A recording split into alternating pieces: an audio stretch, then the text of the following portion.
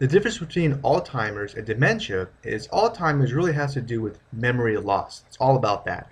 While dementia really covers a wide range of cognitive disabilities that can affect a whole bunch of health, like vision and hearing and even some motor senses and muscle movement. Now, dementia is really caused from environmental factors. This can include like toxins, pollution, viruses. It could be genetics, like if somebody's family members have it, then it increases the chance of them having it. I think that's with almost like every disease out there. And of course, lifestyle choices, like of course, not eating good, not getting your vitamins, smoking, uh, getting head damage, like participating in like sports like boxing where people hit your head. And of course, there are things like overuse of drugs. Now, what happens with all these reasons is somebody's brain cells start to die off, and the brain will actually start to shrink, and that's what causes a lot of these problems. Now, there's actually three main stages that dementia goes through. Now, sure, there's a few other ones you want to add, but they all kind of mix in these three major groups that I'm gonna provide for you. Now, the first stage is really kind of like these brief episodes of cognitive decline. Mainly, this has to do with memory, but of course, it can involve vision, hearing, some motor skills like muscle movement, stuff like that, being dizzy. Now, close family members and friends could identify this, or they can. They probably won't, just because I think everyone gets these little episodes now and then, if they're human, right? So it's going to be really difficult to diagnose somebody with dementia at these early levels. Okay, it's going to be hard.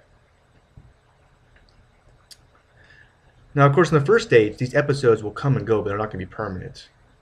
The next stage is going to be when these episodes are more permanent. Okay, this could include someone frequently forgetting very common things in their routine, like forgetting to put a shirt on to go outside. Simple stuff like that. Forgetting where things are a lot happening.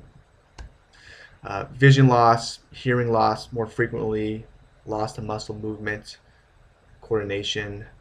At this stage, it's going to be much more easier to recognize that, hey, something's going on here, there's a problem with their close family members or friends. And that's when the time when they should go to a qualified physician to get some tests done. That's probably what's going to happen.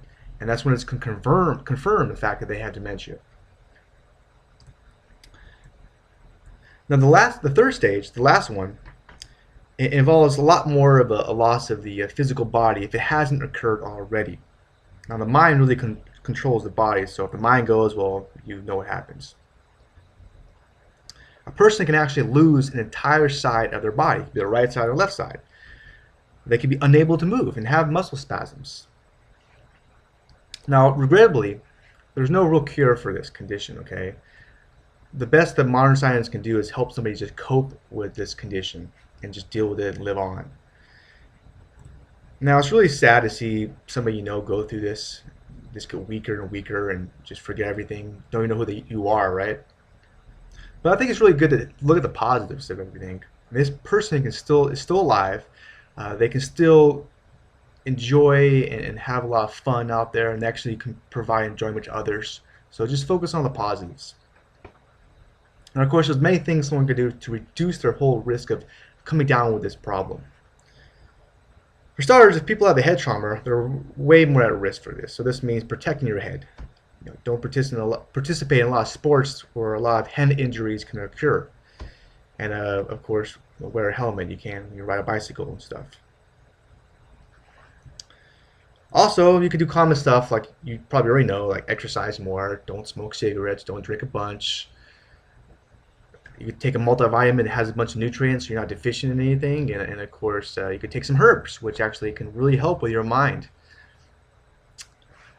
And lastly, my favorite would be to participate in puzzles and do things and challenge yourself and drink coffee, which I drink a lot of. Now, the best herbs someone can take would be something like, I'm throwing out some examples: CoQ10 is a great thing. It really improves energy and gives more blood to your brain. Ginkgo biloba definitely helps.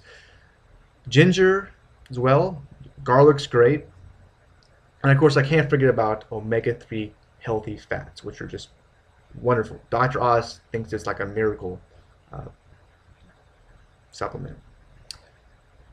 Now, within the Journal of Neurology, they actually state that they did a study where adults with the lowest levels of omega-3 actually had older brains, as well as patterns of cognitive impairment compared to just normal brains. So that's big. You need omega-3s in your body. And getting it from a supplement is much better because it doesn't have the mercury and contaminations like eating fish.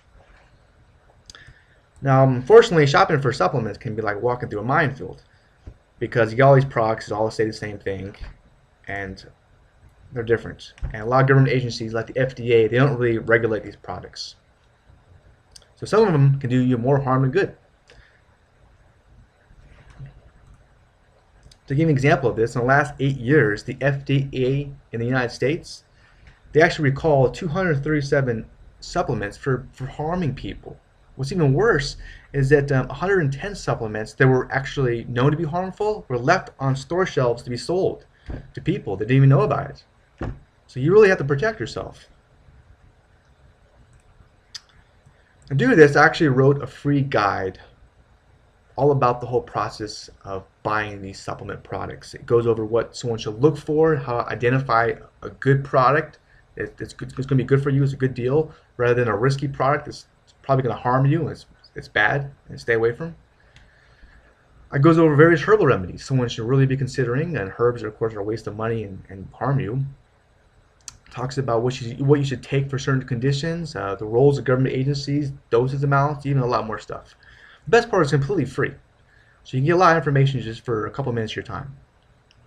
To get this free guide, all you gotta do is simply click on the link directly below this video that I made.